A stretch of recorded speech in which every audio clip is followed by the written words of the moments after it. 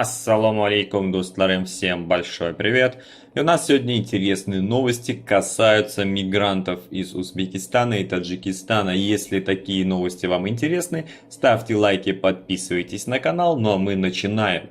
В Совете Федерации обсудят миграционное взаимодействие между Россией и Узбекистаном. Вы знаете, что есть Совет Федерации и Сенат Узбекистана, и они напрямую обсуждают различные вопросы. До пандемии половина мигрантов в России это были граждане Узбекистана. Примерно 2 миллиона ежегодно. Отметили в парламентской газете, и об этом рассказал вице-спикер Совета Федерации Ильяс Умаханов. 18 февраля в онлайн-формате состоится очередное заседание межпарламентской комиссии по сотрудничеству Совета Федерации Российской и Сената Узбекистана. Главный вопрос, как сказал Ильяс Умаханов, будет текущая ситуация в сфере миграции. То есть сейчас мы знаем, что у мигрантов, возможно, есть какие-то различные недопонимания, вопросы, нюансы, часть не может въехать, и вот эти все вопросы сегодня, 18 февраля, обсудят на заседании онлайн. Также он отметил, что до пандемии почти половина всех мигрантов это были как раз таки у нас граждане Узбекистана. И переводы между Узбекистаном и Россией составляли почти 5 миллиардов долларов. То есть действительно такая огромная сумма, которая не может остаться без внимания. Ну и, конечно, главное, это мигранты, их состояние, жизнь. Все это будет обсуждено сегодня, и мы по результатам посмотрим, что было решено. Также Умаханов сказал, что в период распространения коронавирусной инфекции изменились порядки пребывания иностранных граждан на территории России.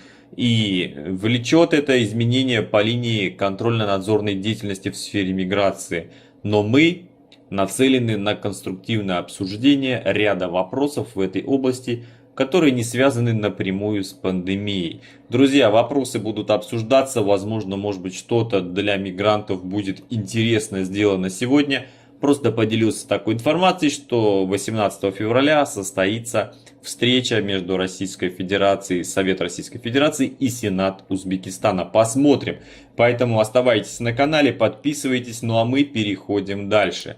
В России нашли замену мигрантам на сезонные работы в полях. Все мы знаем, что сейчас бурно обсуждается вопрос сельхознаправления. Мигранты из Узбекистана, с Таджикистана очень востребованы. Сделали огромный запрос даже в правительство на то, чтобы предоставили небольшую часть, да, чтобы люди работали. В итоге Министерство сельхоз Российской Федерации планирует начать постепенное сокращение количества мигрантов в России во время проведения сезонной работы. Заменой мигрантам могут стать молодые студенты различных учебных заведений. Данную информацию сообщает Джамбулат Хаттунов, первый заместитель министра сельского хозяйства России.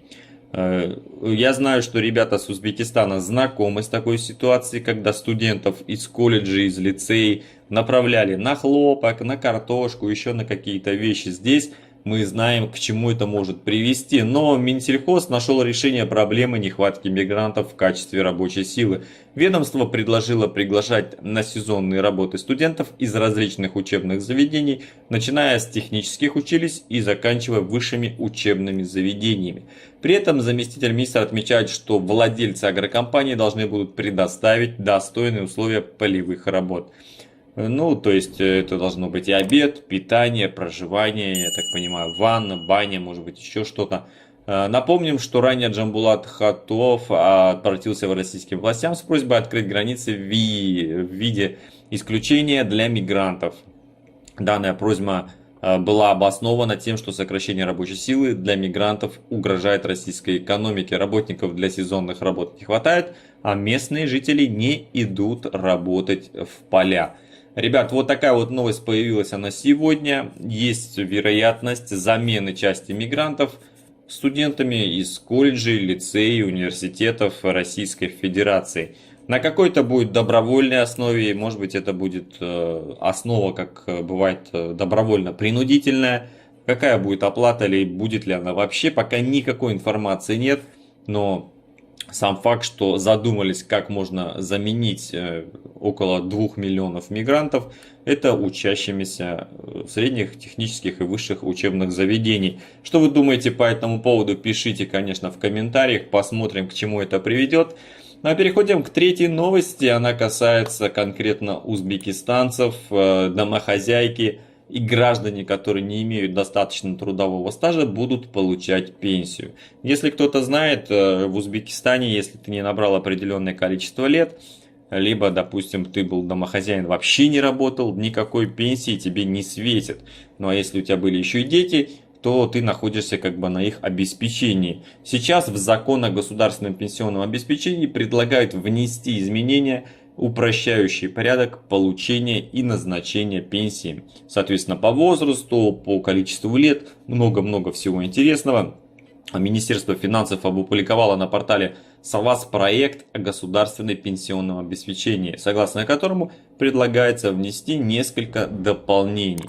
С 1 допустим, июня текущего года хотят внедрить порядок исчисления трудового стажа за период работы с 2005 года при назначении пенсии на основании записи в трудовой книжке, без необходимости предоставления подтверждающих документов. То есть не нужно будет справки искать в архивах, которые почему-то все время сгорают. То есть ты идешь искать справки, тебе говорят, архив сгорел, его перенесли, еще какие-то вещи. Теперь вот начиная все, кто работает с 2005 года, никаких подтверждений не нужно будет в любом случае. Также написано, работающие граждане могут на добровольной основе платить ежемесячный социальный налог со своего дохода и прибавлять его к трудовому стажу, чтобы их неработающие супруги в будущем могли получать пенсию. В таком случае домохозяйки, граждане, не работающие по просьбам супруга, могут выходить на пенсию. То есть сам платишь за себя вот этот налог, за свою супругу, и в дальнейшем, когда придет время, она, допустим, не имела никакого стажа, но ты выплачивал определенное количество денег, она будет получать эту пенсию. Также назначать и выплачивать пенсии как по месту постоянного, так и по месту временного проживания по желанию. То есть прописка, допустим, у тебя ташкентская, проживаешь ты где-нибудь в Нукусе, в любом случае тебе должны будут начислить эту пенсию, и ты будешь ее получать. Друзья, вот такая вот информация, как она поможет в дальнейшем ребятам-пенсионерам. Поступила она вчера, посмотрим. Но сам факт, что не нужно подтверждать справки, это мне уже точно нравится. Потому что найти справки, еще раз повторюсь, практически невозможно. Всегда что-то где-то сгорело, ветром сдуло в поле или еще какие-то вопросы. Теперь от этого мы отходим. Если информация была вам полезна, интересна, ставьте лайки, подписывайтесь на канал Планета Уз. Всем удачи, здоровья, хайр, саламат были.